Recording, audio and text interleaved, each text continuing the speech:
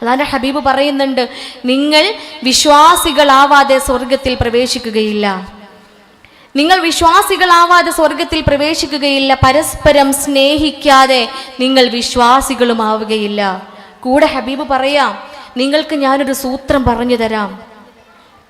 വിശ്വാസികളാവുകാൻ, സ്വർഗത്തിലേക്ക് പ്രവേശിക്കുവാനുള്ള ഒരു സൂത്രം ഞാൻ നിങ്ങൾക്ക് പറഞ്ഞു തരാം. നിങ്ങൾ പരസ്പരം സലാം വർദ്ധിപ്പിക്കുക. നിങ്ങൾ പരസ്പരം സലാം വർദ്ധിപ്പിക്കുക. ഹലോ എന്ന് പറഞ്ഞു കഴിഞ്ഞാൽ അസ്സലാമു അലൈക്കും എന്ന് ആദ്യം പറയുക ഇല്ലേ? അടുക്കളയ്ക്ക് രാവിലെ കയറി ചെല്ലുമ്പോൾ അസ്സലാമു അലൈക്കും എന്ന് പറഞ്ഞുകൊണ്ട് കയറി ചെല്ലുക. കാരണം ഏറ്റവും കൂടുതൽ പ്രശ്നങ്ങൾ ഉരുത്തിരിഞ്ഞു വരുന്ന ഇടം അടുക്കളയാണ്. അടുക്കളയിൽ നിന്നാണ് ഏറ്റവും കൂടുതൽ ഭൂമിയിൽ പ്രശ്നങ്ങൾ ഉണ്ടാവുന്നത്. അല്ലാതെ പലസ്തീനും ഇസ്രായേലിലൊന്നും അല്ല. അതിനേക്കാ വലിയ പ്രശ്നമാണ് അടുക്കളയിലുള്ളത് ഇല്ലേ? തീയിനേക്കാളും ചൂട് നൽകുന്ന, അതിനുള്ളിൽ പുകയുന്ന ആ തീയുണ്ടല്ലോ, അതിനേക്കാളും ചൂടാണ് പലപ്പോഴും അതിനുള്ളിൽ ജീവിക്കുന്ന സ്ത്രീകളുടെ മനസ്സിൻ്റെ ഉള്ളിൽ ഉണ്ടാവുന്നത്. ആ തീയിനെ മഴയുടെ തുള്ളികളായി പെയ്തുകൊണ്ട്, മഞ്ഞ് പോലെ അതിലേക്ക് പെയ്തുകൊണ്ട് ആ കനലിനെ ഇങ്ങ് എരിച്ച് കളയാൻ സാധിക്കും. അസ്സലാമു അലൈക്കും എന്ന വാക്കിന് സമാധാനത്തെ ആശംസിക്കുകയാണ്.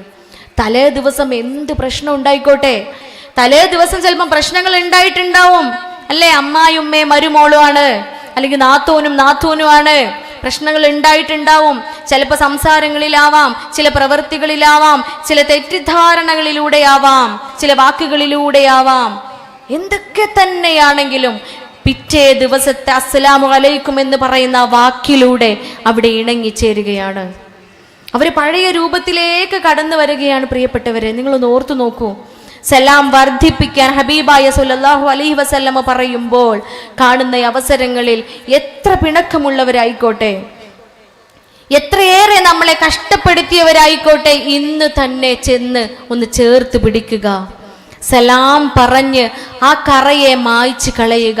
പ്രാർത്ഥന സ്വീകരിക്കുന്നവരുടെ കൂട്ടത്തിൽ ഉൾപ്പെടുക എന്ന് വീണ്ടും വീണ്ടും ഓർമ്മിപ്പിക്കുമ്പോൾ ആ മസ്കനിനെ ആദ്യത്തെ പടിയിലേക്ക് വീണ്ടും വരാം. ഇണകളാണ്, സ്വഭാവങ്ങൾ വ്യത്യസ്തരാണ്.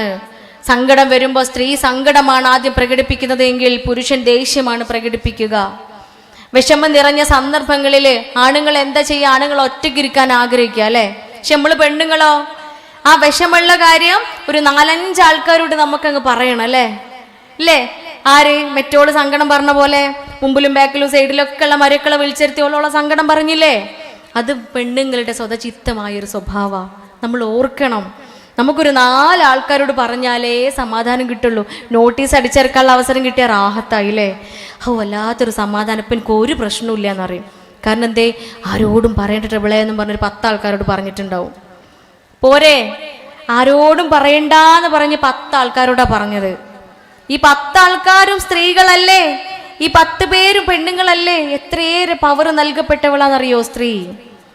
മൾട്ടി ടാസ്കിങ് എന്ന് പറയുന്ന വലിയൊരു കഴിവ് സ്ത്രീക്ക് മാത്രം നൽകിയത്. ഒരേ സമയം ഒരുപാട് പ്രവൃത്തികൾ ചെയ്യാനുള്ള കഴിവ്. ഒരേ സമയം ഒരുപാട് പ്രവൃത്തികൾ നമ്മൾ ചെയ്യാറുണ്ട്. അതോടൊപ്പം കുഞ്ഞു കുഞ്ഞു ചില ചാബല്യങ്ങളും അള്ളാഹു നമുക്ക് തന്നിട്ടുണ്ട്.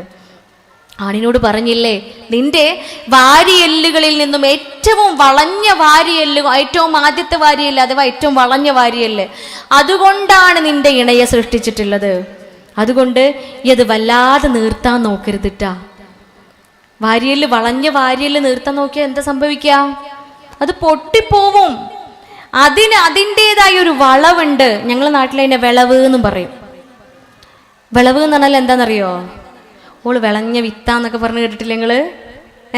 കൗശലക്കാരി എന്നർത്ഥം. അത് വളവാണോ വിളവാണോ എന്നുള്ളത് നിങ്ങളുടെ ഉചിതത്തിനനുസരിച്ച് നിങ്ങൾക്ക് ട്രാൻസ്ലേറ്റ് ചെയ്യാം അല്ലേ? അപ്പോൾ സ്വതചിത്തമായ ഒരു വളവോട് കൂടിയിട്ട് പ്രകൃതിപരമായി സൃഷ്ടിക്കപ്പെട്ടവളാണ് സ്ത്രീ.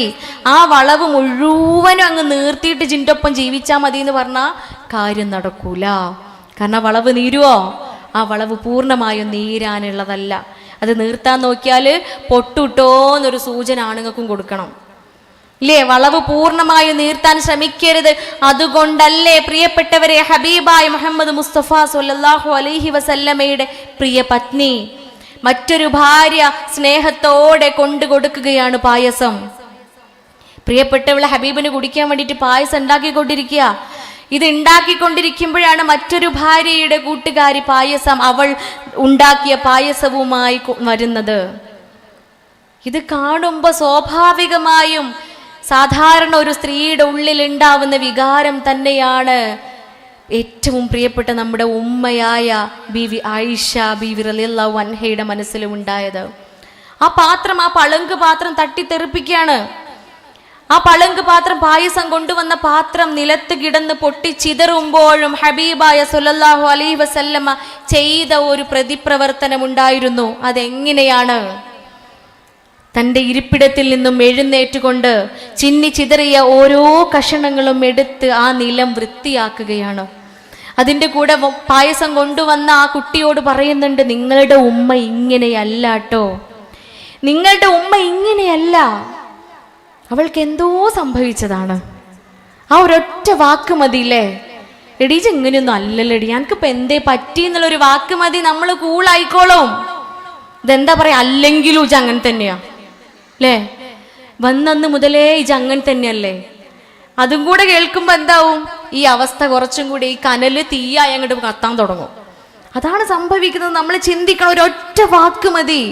ഒരൊറ്റ വാക്ക് കൊണ്ട് വലിയ വലിയ കോലാഹലങ്ങളെയും പ്രശ്നങ്ങളെയും നമുക്ക് പരിഹരിക്കാൻ സാധിക്കുമെങ്കിൽ മഹത്തമായ, ഏറ്റവും മഹനീയമായ ഉദാഹരണങ്ങളാണ്, പാഠങ്ങളാണ്, മാതൃകയാണ് ഹബീബ് സല്ലല്ലാഹു അലൈഹി വസല്ലമ നമുക്ക് മുൻപിൽ കാണിച്ചു തരുന്നത്.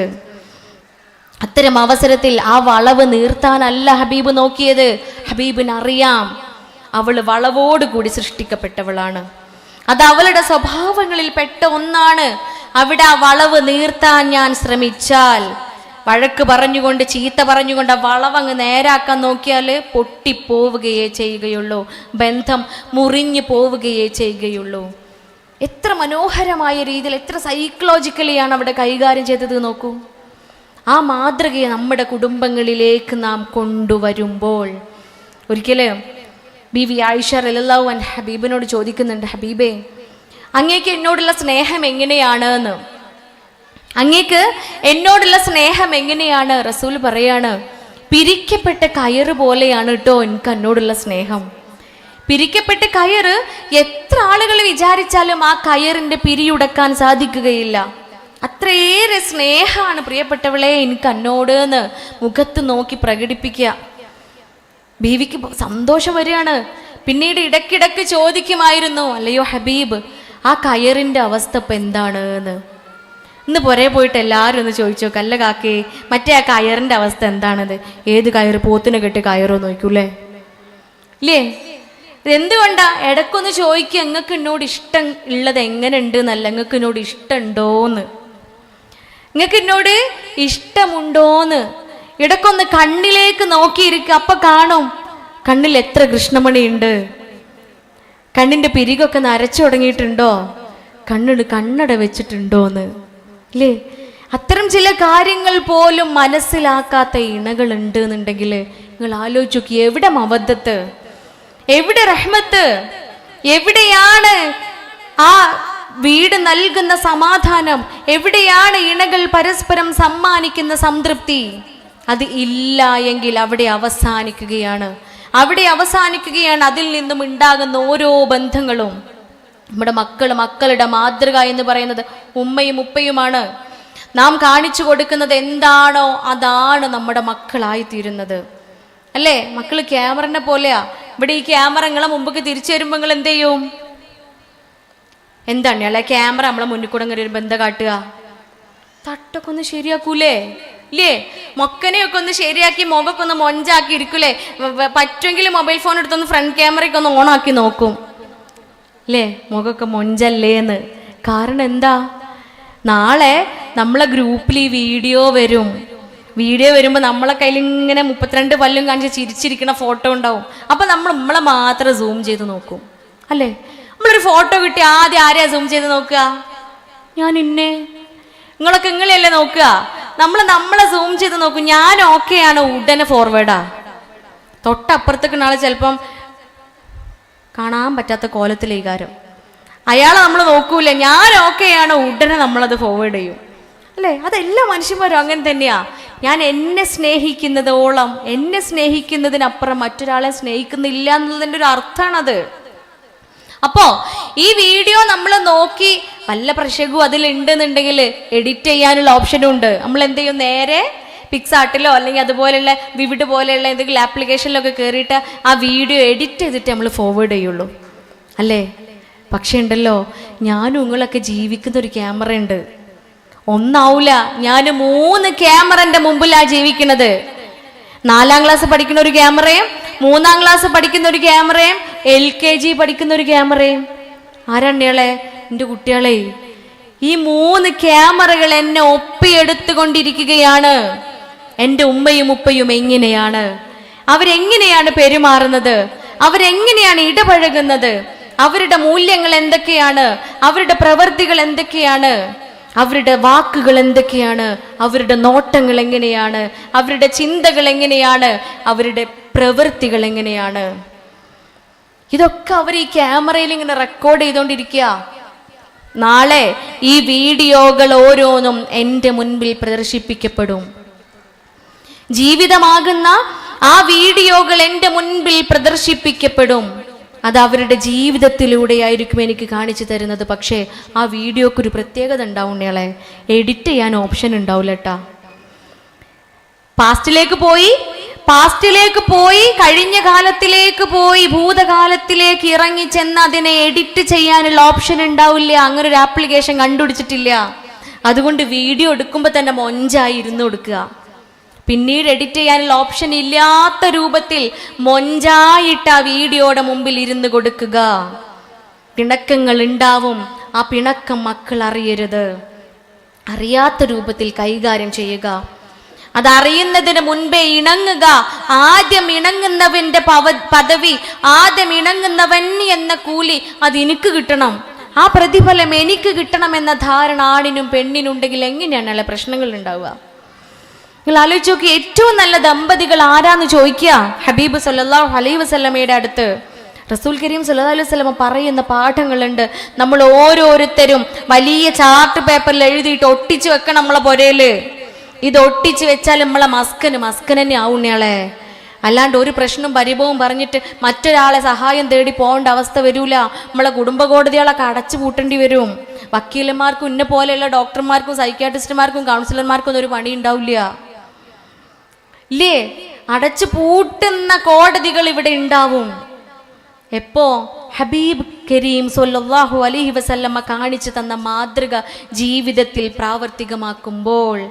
ആരാണ് ഏറ്റവും നല്ല ഇണകൾ, ആരാണ് ഏറ്റവും നല്ല ദമ്പതികൾ എന്ന ചോദ്യത്തിന് കരീം സല്ലല്ലാഹു അലൈഹി വസല്ലമ പറയുന്നുണ്ട്, നിങ്ങളിൽ ഏറ്റവും നല്ല സ്ത്രീ അവളുടെ പുരുഷനെ അനുസരിക്കുന്നവളാണ്. അവൻ നോക്കുമ്പോൾ അവനെ സന്തോഷിപ്പിക്കുന്നവളാണ്. അവന്റെ അഭാവത്തിൽ അവളുടെ ശരീരവും അവരുടെ ധനവും സംരക്ഷിക്കുന്നവളാണ്. ഇപ്രകാരമാണ് അവളെങ്കിൽ സ്വർഗ കവാടങ്ങളിൽ 8 കവാടങ്ങളിൽ ഇഷ്ടമുള്ള കവാടങ്ങളിലൂടെ സ്വർഗ പൂങ്കാവനത്തിലേക്ക് പ്രവേശിക്കുവാൻ അവൾക്ക് സാധിക്കും.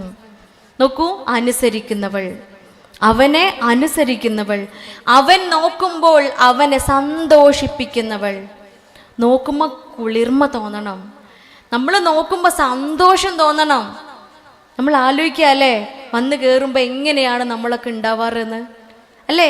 സന്തോഷാ തോന്നേണ്ടത് മനസ്സിൻ്റെ ഉള്ളില്, കണ്ണിന് ആനന്ദമാണ് തോന്നേണ്ടത്. നമ്മൾ ഏറ്റവും മുഷിഞ്ഞ വസ്ത്രം എവിടെ ഇടുക? ബെഡ്റൂമില്, അല്ലേ? ബെഡ്റൂമിൽ നിന്ന് പുറത്തിറങ്ങുമ്പോൾ നല്ല മൊഞ്ചുള്ള മാക്സൊക്കെ ഇട്ട് പുറത്തിറങ്ങും.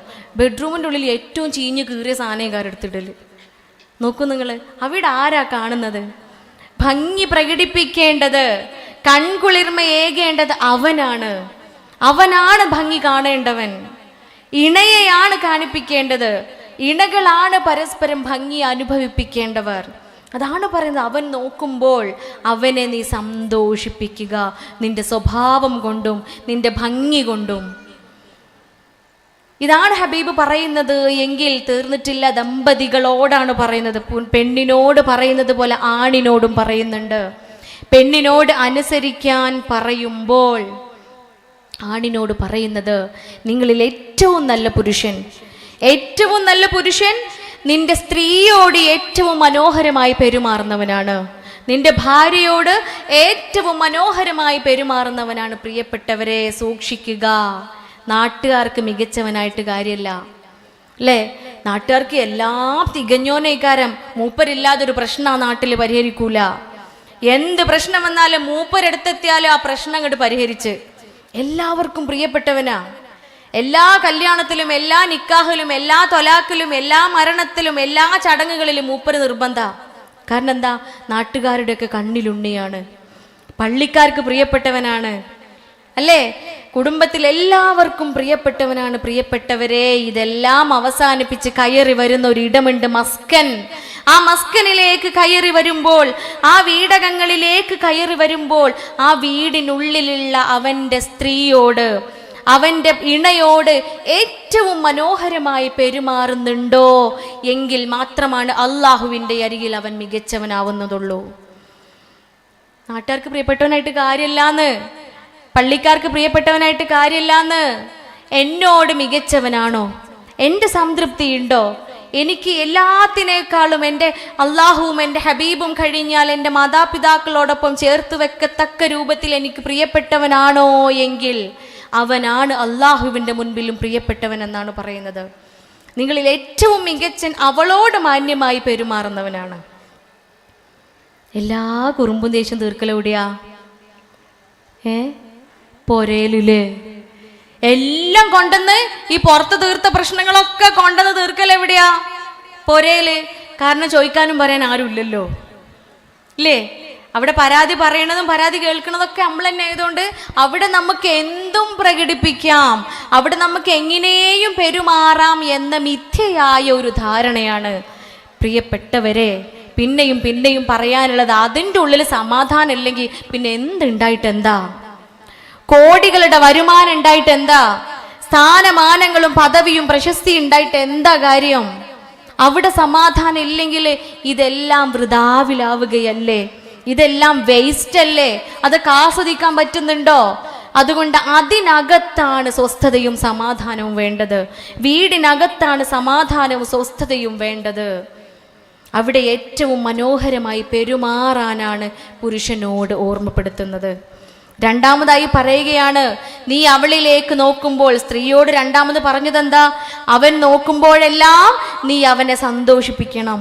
അതിന് മറുപടിയായിട്ട് പുരുഷനോട് പറയുന്നുണ്ട്, നീ അവളിലേക്ക് നോക്കുമ്പോൾ നിനക്കിഷ്ടമില്ലാത്ത സ്വഭാവങ്ങൾ കാണുകയാണ് എങ്കിൽ, നിനക്കിഷ്ടമില്ലാത്ത സ്വഭാവങ്ങൾ കാണുകയാണ് എങ്കിൽ നിനക്കിഷ്ടമുള്ള ഒരു സ്വഭാവമെങ്കിലും അവളിലുണ്ടാവും. ഒരു സ്വഭാവമെങ്കിലും അവളിലുണ്ടാവും. ആ സ്വഭാവത്തിലേക്ക് നോക്കിക്കൊണ്ട് നീ സംതൃപ്തി അടയുക. ആ സ്വഭാവത്തിലേക്ക് നോക്കിക്കൊണ്ട് നീ സന്തോഷിക്കുക. പൊന്നാര പടപ്പുകളെ, 900 കോടി ജനങ്ങളുണ്ട് നമ്മള് അല്ലേ? ഈ 900 കോടി ജനങ്ങളിൽ നമ്മളാകെ എത്ര പെണ്ണുങ്ങളുള്ളൂ? ഈ പെണ്ണുങ്ങളായ നമ്മൾക്ക് എത്രയേറെ ഗുണവിശേഷങ്ങളുണ്ട്. അതില് ഒരു ഗുണമെങ്കിലും ഇല്ലാത്ത പെണ്ണുങ്ങളുണ്ടാ? ഉണ്ടോ? നിങ്ങൾ സമ്മതിച്ചിരുന്നില്ലല്ലോ. ഞങ്ങൾ മലപ്പുറംകാർക്ക് ഒന്നെങ്കിലുമൊക്കെ മെച്ചുണ്ടാവും.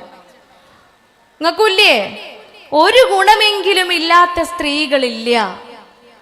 ആ ഗുണത്തിലേക്ക് നോക്കിക്കൊണ്ട്, ആ നന്മയിലേക്ക് നോക്കിക്കൊണ്ട് സംതൃപ്തി അടയുവാൻ പുരുഷനോട് പറയുമ്പോൾ എങ്ങനെയാ നമ്മളെ പുരയിൽ പ്രശ്നം ഉണ്ടാവുക? എങ്ങനെയാ പ്രശ്നം ഉണ്ടാവുക? ഓളിൽ കുറേ തിന്മകൾ കാണുമ്പോൾ അവളുടെ നന്മകളിലേക്ക് മാത്രം അവനോട് നോക്കുവാനും ആ നന്മകളിലേക്ക് നോക്കിക്കൊണ്ട് സംതൃപ്തി അടയുവാനും പറയുകയാണ്. നീ കഴിക്കുമ്പോൾ അവളെയും കഴിപ്പിക്കുക, നീ ധരിക്കുമ്പോൾ അവളെയും ധരിപ്പിക്കുക, നീ അവളെ അടിക്കുക അരുത്, നീ മക്കൾക്ക് മുൻപിൽ വെച്ച് അവളെ അടിക്കരുത്. കുറച്ച് വലുതാക്കി എഴുതിക്കൊണ്ടിട്ടാ ചാർട്ട് പേപ്പറിൽ എഴുതുമ്പോൾ കുറച്ച് വലുതാക്കി എഴുതിയിട്ട് സിറ്റ് ഔട്ടിൽ ഒട്ടിച്ച് വെക്കുക. കയറി വരുമ്പോൾ തന്നെ ഇത് കണ്ടിട്ട് കയറി വരണം. അതോടുകൂടി കയറ്റിപ്പിടിച്ച ആ ദേഷ്യമൊക്കെ ഉണ്ടെന്നില്ലേ, അതൊക്കെ ഇങ്ങോട്ട് ഒഴുക്കിയിട്ട് വേണം ഉള്ളിലേക്ക് കയറി വരാൻ. അല്ലേ? സത്യസന്ധമായിട്ട് പറഞ്ഞതാ.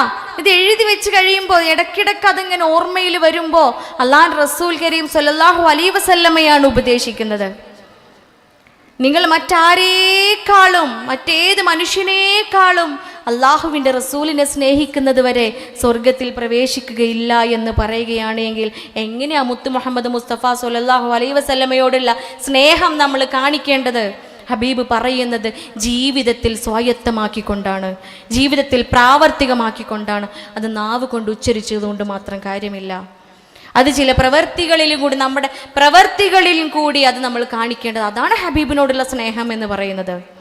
അതാണ് മുഹമ്മദ് മുസ്തഫ സ്വല്ലല്ലാഹു അലൈഹി വസല്ലമയോടുള്ള മവദ്ദത്ത് എന്ന് പറയുന്നത്. അതാണ് ജീവിതത്തിൽ പ്രാവർത്തികമാക്കുമ്പോൾ, അല്ലേ? ഹബീബ് പറയാ, മക്കൾക്ക് മുൻപിൽ വെച്ച് അടിക്കരുത്, നീ അവളെ അകാരണമായി ശകാരിക്കരുത്, നീ അവളോട് മാന്യമായി പെരുമാറുക, ഒരു പൊരയിലും പ്രശ്നങ്ങൾ ഉണ്ടാവില്ല. ആ മസ്കൻ തന്നെയായി മാറും. ഇന്ന് തന്നെ പോയിട്ട് മസ്കൻ എന്ന പേരോട് കൂടി വിളിക്കാൻ സാധിക്കുമാറാവട്ടെ നമുക്ക് ഓരോരുത്തർക്കും. പിന്നീട് അങ്ങോട്ടേക്ക് ബന്ധങ്ങളെ വിലക്കി ചേർക്കുകയാണ്. ഓരോ ബന്ധങ്ങളും, ഒരു പക്ഷേ എന്നെ പ്രസവിക്കാത്ത എൻ്റെ ഉമ്മയുടെ കൂടെയാണ് വർഷങ്ങളായി ഞാൻ ജീവിക്കുന്നത്. എന്നെ പ്രസവിക്കാത്ത എൻ്റെ ഉമ്മയാണ്. പക്ഷേ എൻ്റെ ഉമ്മ എന്നെ വഴക്ക് പറയുമ്പോഴും, എൻ്റെ ഉമ്മ എന്നെ ശകാരിക്കുമ്പോഴും, എൻ്റെ ഉമ്മ എന്നെ ഗുണദോഷിക്കുമ്പോഴും, എൻ്റെ ഉമ്മ എന്നെ ഉപദേശിക്കുമ്പോഴും എൻ്റെ ഉള്ളിലുള്ളൊരു ചിന്തയുണ്ട്, എൻ്റെ ഉമ്മയല്ലേ. ഉപദേശത്തിനും വഴക്കിനും ഒക്കെ ഒടുവിലും ഞാൻ ഗദ്ഗതം പറയുന്ന ഒരു വാക്കുണ്ട്, ഉമ്മാ എന്നുള്ളൊരു വിളിയുണ്ട്. കരയുമ്പോഴും വിളിക്കെന്താ ഉമ്മാന്നാ. എന്തേ? കയറി ചെന്ന വീട്ടിലെ എൻ്റെ പ്രസവിക്കാത്ത ഉമ്മ എന്നെ ഉപദേശിക്കുമ്പോഴേക്ക്, എന്നെ ഗുണദോഷിക്കുമ്പോഴേക്ക്, എന്നോട് അരുതേ എന്ന് പറയുമ്പോഴേക്ക് ഐ വോണ്ട് ഡിവോഴ്സ്. എനിക്ക് എന്ത് വേണം? ഡിവോഴ്സ് വേണം, എനിക്ക് തൊലാക്ക് വേണം, എനിക്ക് ആ പുരയിൽ ജീവിക്കാൻ പറ്റണില്ല എന്ന് പറയുന്നതിൻ്റെ കാരണം എന്താണ്? ഉമ്മയായി കാണുന്നില്ല. ഭർത്താവിൻ്റെ ഉമ്മ എന്ന് പറയുന്നത് സ്വന്തം ഉമ്മയല്ലേ. ബാധ്യത ഉണ്ട് നമുക്ക്, ആ ഉമ്മയിൽ ബാധ്യതയുണ്ട്. പക്ഷേ ഹബീബായ സ്വല്ലല്ലാഹു അലൈഹി വസല്ലമയുടെ അരികില് ഒരിക്കലും ഒരു സഹാബി ചെന്ന് ചോദിക്കുകയാണ്, വിവാഹിതനായ വ്യക്തിയാണ്. റസൂലിൻ്റെ അടുത്ത് ചെന്നിട്ട് ചോദിക്കുകയാണ്, എൻ്റെ കല്യാണം കഴിഞ്ഞിട്ടുണ്ട് റസൂലേ, ഞാൻ എവിടെയാണ് താമസിക്കേണ്ടത്? ഞാൻ എവിടെയാണ് താമസിക്കേണ്ടത്? എൻ്റെ ഭാര്യയുടെ വീട്ടിലാണോ എൻ്റെ വീട്ടിലാണോ? അതായത് നമ്മൾ മലപ്പുറവും കണ്ണൂരും ഉള്ള മാതിരില്ലേ. നിങ്ങൾ കാസർഗോഡ് എവിടെയാ താമസിക്കുക? പെണ്ണിൻ്റെ പോരെയല്ല, ഭർത്താവിൻ്റെ വീട്ടിൽ തന്നെയാ. കണ്ണൂർ എങ്ങനെയാ? ഭാര്യൻ്റെ വീട്ടിലാ. അപ്പൊ ആ ഒരു ചർച്ചയാണ് അന്നേ ഹബീബിൻ്റെ അടുത്ത് ചോദിക്കുക, ഞാൻ എൻ്റെ ഭാര്യ വീട്ടിലാണോ താമസിക്കേണ്ടത്? ഞങ്ങളെ മലപ്പുറത്തെയും കാസർഗോഡത്തെയൊക്കെ പോലെ ഭർത്താവിൻ്റെ എൻ്റെ വീട്ടിൽ തന്നെയാണോ താമസിക്കേണ്ടത്? റസൂൽ കരീം സ്വല്ലല്ലാഹു അലൈഹി വസല്ലം നൽകിയൊരു മറുപടി ഉണ്ട്. ഇത്രയേറെ സൈക്കോളജി നിറഞ്ഞ മനഃശാസ്ത്രത്തിൻ്റെ സഹായത്തോടു കൂടി നൽകിയ ഒരു ഉത്തരം. ആലോചിച്ചൊക്കെ പറഞ്ഞത് എന്താണെന്നറിയോ? ഇജ് രണ്ടോടത്ത് നിൽക്കണ്ടാന്ന്. നീ രണ്ട് സ്ഥലങ്ങളിലുമല്ല നിൽക്കേണ്ടത്. നീ സ്വന്തമായി ഒരു വീടുണ്ടാക്കുക, നീ സ്വന്തമായ ഒരിടം കണ്ടെത്തി അവിടെയാണ് താമസിക്കേണ്ടത്. എത്ര നല്ല ഉത്തരാ അല്ലേ? ഇതൊക്കെ എന്താ തോന്നണേ? നല്ലതോ ചീത്തതോ? അപ്പൊ ഇവിടെ ഞങ്ങളെ കാരാ നോക്കുക? ഇതാ ഇല്ലേ, ഒരു സദസ്സിൽ പോയി ചോദിച്ചപ്പോൾ മുമ്പിൽ ഇന്നൊരു ഉമ്മ എണീച്ചെന്ന് ചോദിച്ചതാ, പൊന്നാരപ്പിളെ മക്കളൊക്കെ കൂടെ വേറെ പോയിട്ട് പാത്തിട്ട് പിന്നെ നമ്മൾ ആരാ നോക്കുകയെന്ന്. അവിടെയാണ് പറഞ്ഞത്, പുരുഷന്മാർക്ക് ബാധ്യതകൾ ഏൽപ്പിച്ചിട്ടുണ്ട്. മാതാപിതാക്കളും ഭാര്യ സന്താനങ്ങളും പുരുഷന്മാരുടെ ബാധ്യതയാണ്. ആ ബാധ്യതകളെ കുറിച്ച് നിങ്ങൾ നാളെ ചോദ്യം ചെയ്യപ്പെടുക തന്നെ ചെയ്യും. അല്ലെങ്കിൽ സ്ത്രീകളെ ഭർതൃഗൃഹത്തിന്റെ അധിപകളാക്കപ്പെട്ടിരിക്കുകയാണ്. ആ അധിപകളോട്, ആ അധിപയാക്കപ്പെട്ട ആ ഗൃഹത്തിലെ ഓരോ വ്യക്തികളോടുള്ള ബാധ്യതകളെ കുറിച്ചും ചോദ്യം ചെയ്യപ്പെടുക തന്നെ ചെയ്യും. പിന്നെ എന്തുകൊണ്ടാണ് ഇങ്ങനെ ഒരു വാക്ക് ഹബീബ് പറഞ്ഞത്? അവിടെ പ്രശ്നങ്ങളും പ്രയാസങ്ങളും, അവിടെ പരിഭവങ്ങളും അരോചകമായ സന്ദർഭങ്ങളും ഉണ്ടാവുന്നുണ്ട് എങ്കിൽ പിരിഞ്ഞു പോരാനുള്ള, താമസം മാറാനുള്ള അവകാശം കൂടി ഹബീബ് നൽകുന്നുണ്ട്. അതൊരിക്കലും നിർബന്ധമാക്കപ്പെടാതിരിക്കാൻ വേണ്ടിയിട്ടാണ് സ്വല്ലല്ലാഹു അലൈഹി വസല്ലമ അങ്ങനെ ഒരു ഉത്തരം നൽകുന്നത്, അല്ലേ? അങ്ങനെ ഒരു ഉത്തരം ഒരു പക്ഷേ മകളോട് കാണിക്കുന്ന സ്നേഹം എത്ര മനസ്സിൽ വിചാരിച്ചിട്ടും മരോളോട് തോന്നണില്ല, അല്ലേ? എത്ര അങ്ങോട്ട് കരുതിയാലും ഓളെ മരോളാ എന്നെ കാണാൻ വയ്ക്കണത്, അല്ലേ? ഒരിക്കലേ ഞാനത് ഒരുപാട് ചിന്തിച്ചൊരു സന്ദർഭമായിരുന്നു. ഒരു പെൺകുട്ടി വന്നിട്ട്, കല്യാണം കഴിഞ്ഞ പെൺകുട്ടി, ഒരു പക്ഷേ എൻ്റെ വീഡിയോ കാണുന്നവരാണെങ്കിൽ നിങ്ങൾ കേട്ടിട്ടുണ്ടാവും ആ ഒരു അനുഭവം, പറയാണ്ടിരിക്കാൻ വയ്യ, കേൾക്കാത്ത ആരെങ്കിലുമൊക്കെ ഉണ്ടാവും ഇവിടെ. പെൺകുട്ടി വന്നിട്ട് പരാതി പറയാം. അവൾ ഡിഗ്രി സെക്കൻഡ് ഇയർ പഠിക്കുമ്പോഴായിരുന്നു കല്യാണം. പഠിത്തം മുഴുവനാക്കാം എന്നുള്ള കരാർ അടിസ്ഥാനത്തിലാണ് വിവാഹം കഴിച്ചു കൊണ്ടുപോകുന്നത്. പക്ഷെ പിറ്റേന്ന് തന്നെ ഓള് ബാഗ് എടുത്ത് ഇറങ്ങിയപ്പം ഉമ്മ ചോദിച്ചു, ഇത് നയിച്ച് കൊണ്ടുവന്നിട്ടൊന്നും വേണ്ട, അപ്പോൾ ഇവിടെ കഞ്ഞി കുടിക്കാനെന്ന്. മനസ്സിലായില്ലല്ലേ? നീ പോയി അധ്വാനിച്ച് കൊണ്ടുവന്നിട്ട് വേണ്ട, നീ ജോലി ചെയ്ത് കൊണ്ടുവന്നിട്ട് വേണ്ട ഇവിടെ കുടുംബം പുലർന്നു പോകാൻ. അതുകൊണ്ട് എൻ്റെ കുട്ടി പഠിക്കണ്ടെന്ന് വിവക്ഷ. അങ്ങനെ എന്ത് ചെയ്തു? അവൾ പഠിത്തം മുഴുവനാക്കിയില്ല. അവൾ പഠിത്തം നിർത്തി പോണില്ല അത് തീരുമാനിച്ചു. വാശിയൊന്നും പിടിച്ചിട്ടൊന്നും ഉണ്ടായിരുന്നില്ല. കാരണം ഉമ്മയും ഉപ്പയും പറയുന്നതാണ്, അതുപോലെ അവൾ അനുസരിക്കുകയാണ്. അങ്ങനെ ഈ കുട്ടിയുടെ ഉള്ളിൽ ഒരു ചിന്ത, വെറുതെ ഇരിക്കുകയാണല്ലോ, അവളുടെ ഭർത്താവിൻ്റെ അടുത്ത് ചോദിക്കുകയാണ്, ഞാൻ വീട്ടിൽ ചെടികളൊക്കെ ഉണ്ടാക്കട്ടെ എന്ന്. വെറുതെ ഇരിക്കുകയല്ലേ, സമയം പോകാൻ വേണ്ടിയിട്ട് ഞാൻ കുറച്ച് ചെടികളൊക്കെ ഉണ്ടാക്കട്ടെ എന്ന് ചോദിച്ചപ്പോൾ, ഗാർഡനിങ് ഒക്കെ ചെയ്യട്ടെ എന്ന് ചോദിച്ചപ്പോൾ ഓൻ പറഞ്ഞു, ഉണ്ടാക്കിക്കോ, എനിക്ക് പ്രശ്നമൊന്നുമില്ല, ഉമ്മാനോടും കൂടെ ചോദിച്ചോളാം.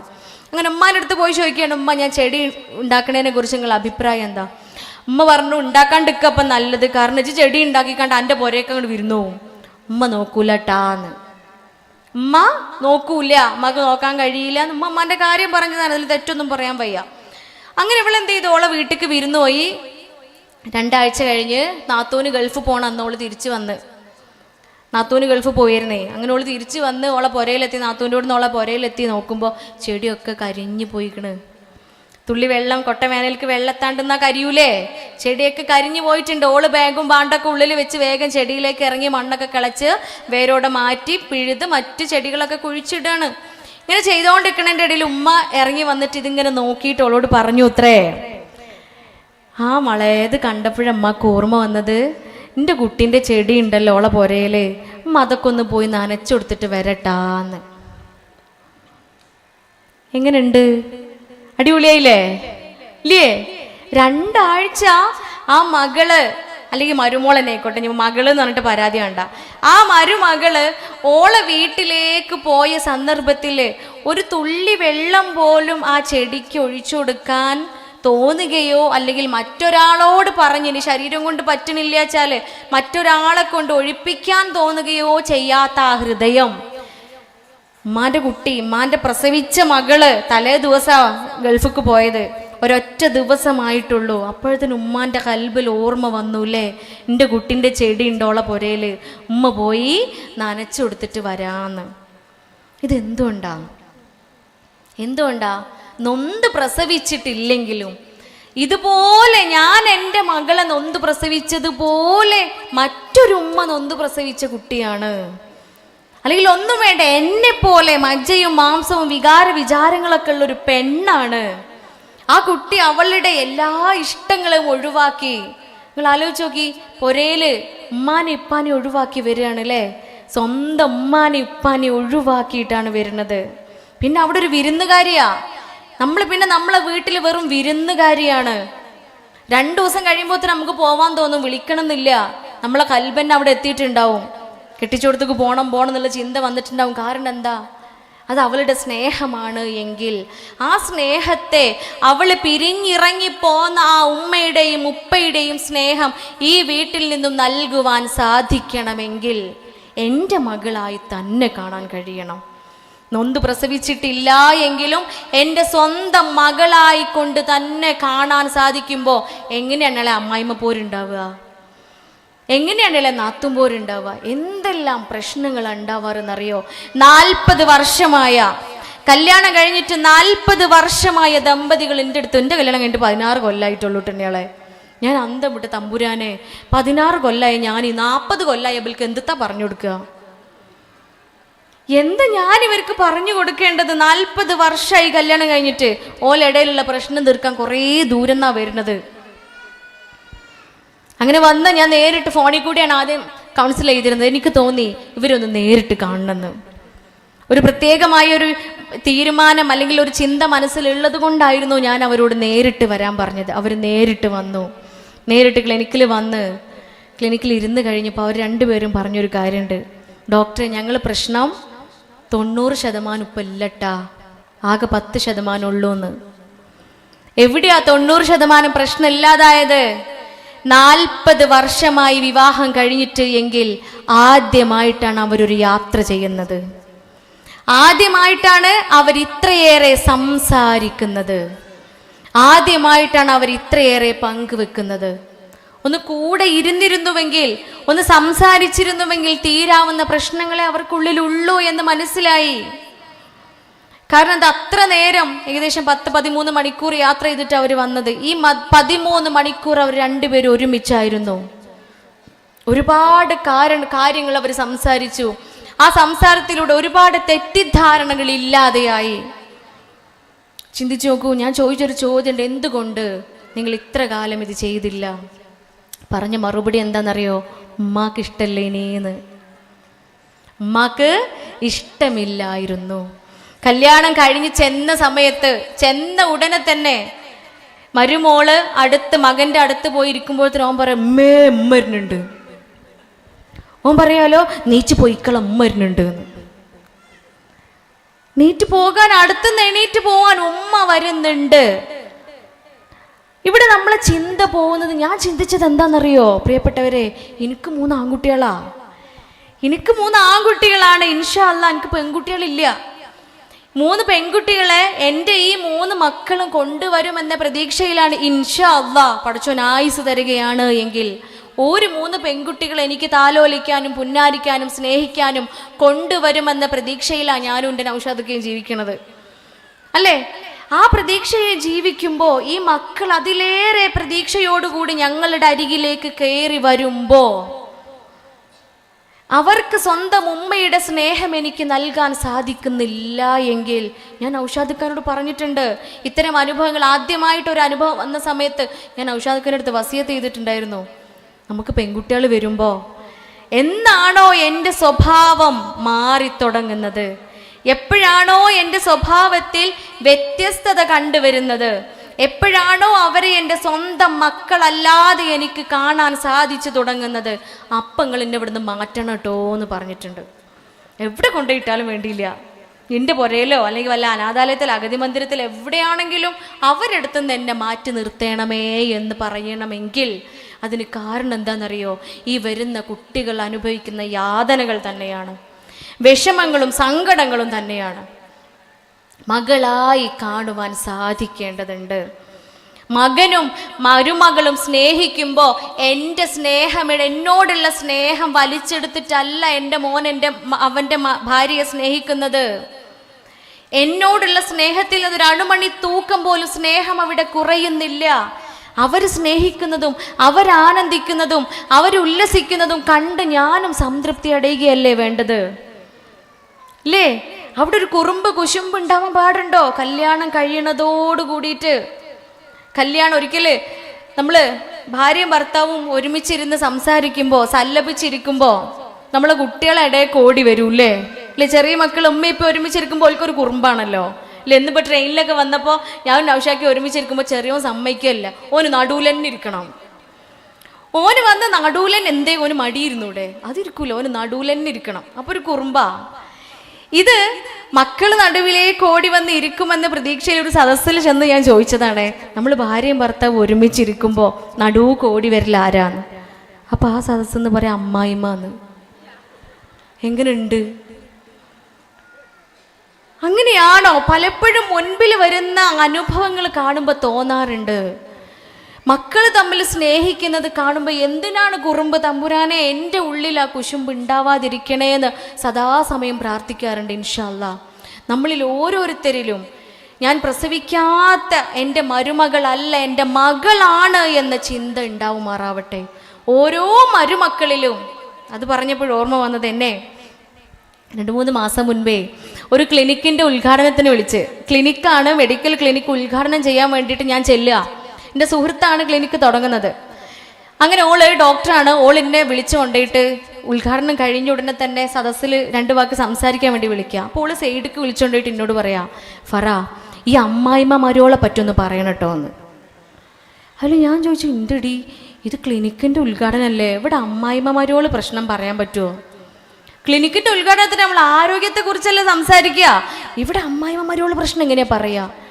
അപ്പം എന്നോട് പറയണേ, എടീ എൻ്റെ മരുക്കളൊക്കെ ഇവിടെ ഉണ്ട്, എൻ്റെ ഏട്ടത്തെയാളി അഞ്ചത്തെയാളൊക്കെ മരുക്കൾ ഇവിടെ വിളിച്ചിരുത്തിക്കണ്, ആയിട്ടൊക്കെ ഒന്ന് പറഞ്ഞു കൊടുക്ക്. ഒന്നും വേണ്ട, ഞങ്ങളെ കൂടെ സഹായിക്കണം എന്നൊന്നും പറയണില്ല. വീട്ടിൽ ഗസ്റ്റ് വരുമ്പോൾ മുകളിൽ ഓല റൂമിൽ നിന്നൊന്ന് ഇറങ്ങി വന്ന് ഫോണൊന്ന് എടുത്ത് വെച്ച് ഈ ഗസ്റ്റിൻ്റെ കൂടെ കുറച്ച് സമയം ഒന്ന് ചെലവഴിക്കാൻ, അത്രേ വേണ്ടുള്ളൂ. കൂടുതലൊന്നും ആഗ്രഹിക്കണില്ല. മൊബൈൽ ഫോൺ ഒന്ന് മാറ്റി വെച്ചിട്ട്, അല്ലേ, നമ്മളെ സന്തത സഹചാരികളാണല്ലോ മൊബൈൽ ഫോണ്, ഇല്ലേ? ഈ മൊബൈൽ ഫോൺ ഒന്ന് മാറ്റി വെച്ചിട്ട് കുറച്ച് സമയം വിരുന്നുകാർ പോകുന്നവരെയെങ്കിലും അവരുടെ മുമ്പിലൊന്ന് അഭിനയിക്കാനെങ്കിലും എനിക്ക് പറഞ്ഞു കൊടുക്കാൻ വയ്ക്കുമോ എന്ന് ചോദിച്ചെന്നോട്. പറയല്ലാണ്ട് നിവൃത്തിയില്ലല്ലോ. കാരണം മുമ്പിൽ മുഴുവൻ മരുമക്കളെ, ന്യൂ ജനറേഷൻ പെൺകുട്ടികളെ കൊണ്ടുവന്ന് നിർത്തിയിട്ടുണ്ട് അല്ലേ. അപ്പോ ഇത് എന്ന് പറഞ്ഞാൽ അങ്ങോട്ടും ഇങ്ങോട്ടും ഒക്കെ ഉള്ളൊരു കൊടുക്കൽ വാങ്ങൽ സംവിധാനമാണ്. അതാണ് നമ്മളിവിടെ മനസ്സിലാക്കാനുള്ളത്.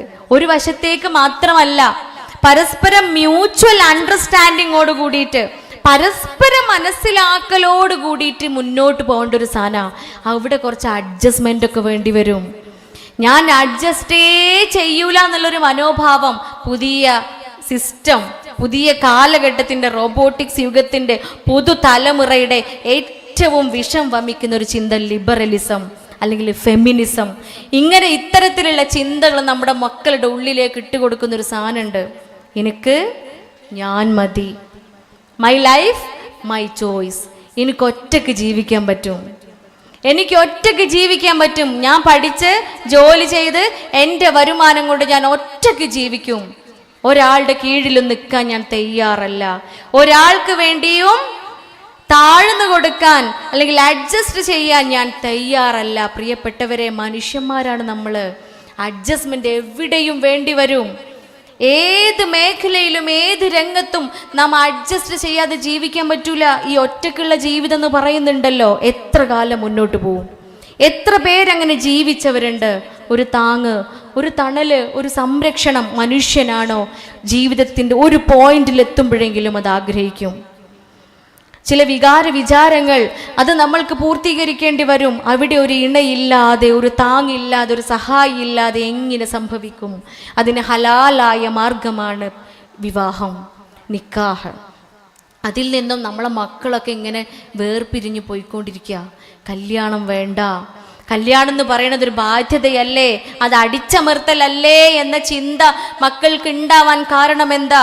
ഈ ലിബറൽ വാദത്തോടൊപ്പം തന്നെ ഈ ഫെമിനിസ്റ്റ് വിഷം വമിക്കുന്ന ചിന്തകളോടൊപ്പം തന്നെ നമ്മളെ വീടുകളിലും അത്തരം സാഹചര്യം ഉണ്ടാവുമ്പോൾ അവർ ചിന്തിക്കുകയാണ്, ശരിയാ, ഫെമിനിസം തന്നെയാണ് നല്ലത്, ലിബറലിസം തന്നെയാണ് നല്ലത്. പൊരയിൽ ഉമ്മയും വാപ്പയും 24 മണിക്കൂറും കീരിയും പാമ്പും കണ്ട പോലെ. എൻ്റെ ഉമ്മ പറയണ, എപ്പോഴും ഉമ്മ പറയുന്ന ഡയലോഗാണ് അല്ലേ. കുട്ടികൾ വിചാരിക്കുകയാണ് എൻ്റെ ഉമ്മ സദാസമയം ക്ലിനിക്കിൽ കല്യാണം വേണ്ടെന്ന് പറഞ്ഞു വരുന്ന കുട്ടികൾ പറയുന്ന ഡയലോഗാ, അവർ പറയുന്ന വാക്കുകളാണിത്. ഉമ്മ എപ്പോഴും സദാസമയം പറയുന്ന വാക്കാണ്, കല്യാണം കഴിഞ്ഞ് അന്ന് മുതൽ ഉമ്മാൻ്റെ സ്വസ്ഥത നഷ്ടപ്പെട്ടു, കല്യാണം കഴിഞ്ഞ് അന്ന് മുതൽ ഉമ്മാൻ്റെ സ്വാതന്ത്ര്യം നഷ്ടപ്പെട്ടു, കല്യാണം കഴിഞ്ഞ് അന്ന് മുതൽ ഉമ്മാൻ്റെ ജീവിതം നഷ്ടപ്പെട്ടുകൊണ്ടിരിക്കുകയാണ്.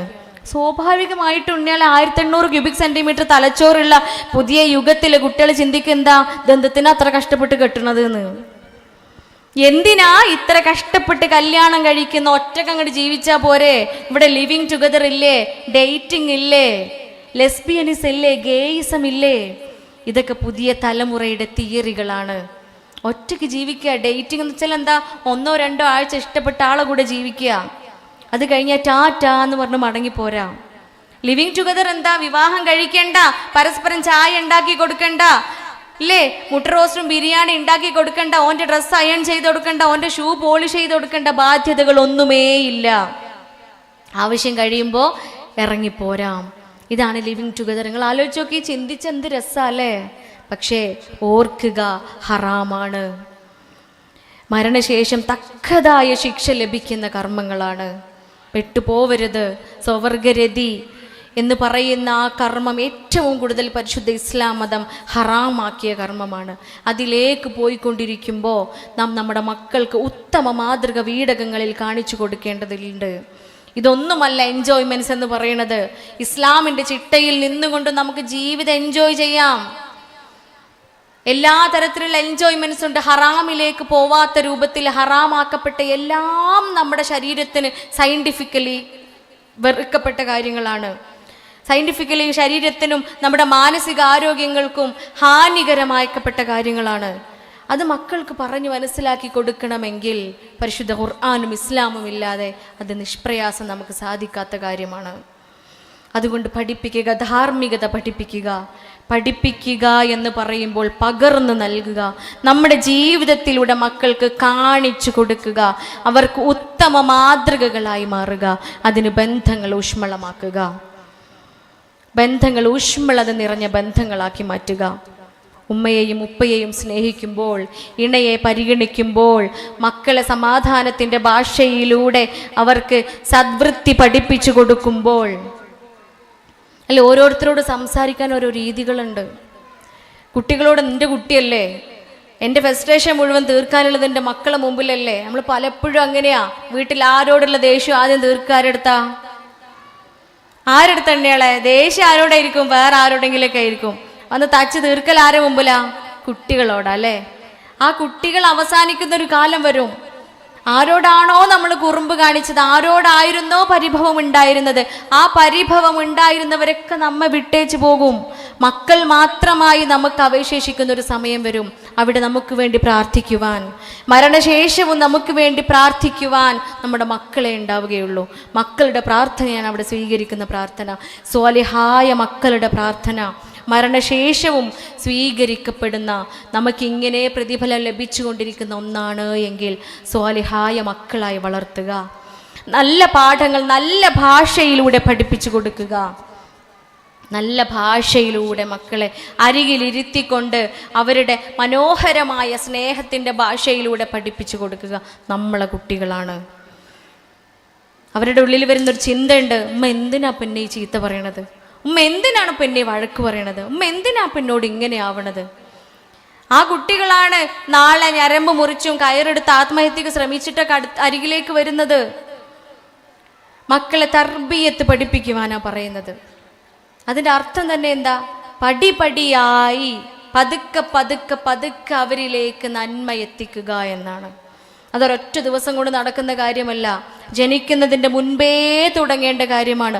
ഒരു കുഞ്ഞിന് വേണ്ടി നാം ആഗ്രഹിക്കുന്ന നിമിഷം മുതൽ പ്രാർത്ഥന പഠിപ്പിച്ച മതമാണ് ഇസ്ലാം മതം. അതിനർത്ഥം എന്താ?